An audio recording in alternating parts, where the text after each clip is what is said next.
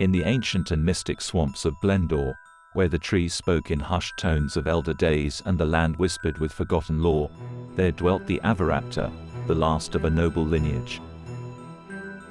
With wings that shimmered like the finest elven silk and eyes deep as the wisdom of the Ents, the avaraptor was a creature of enchantment and profound grace, a being that seemed born of Yavanna's own dreams.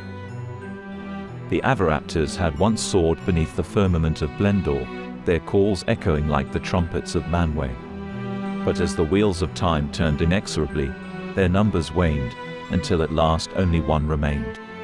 Yet this last scion of a once glorious race bore its solitude with the dignity of kings. Travelers who wandered into the secluded realms of the swamp would oft speak of a vision, a regal creature, perched upon the crown of a hillock, its wings spread wide as if to embrace the sky.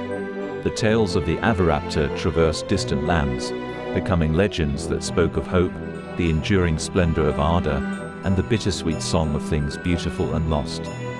The last avaraptor, though the twilight of its kind drew near, continued to uphold the ancient covenant with the land.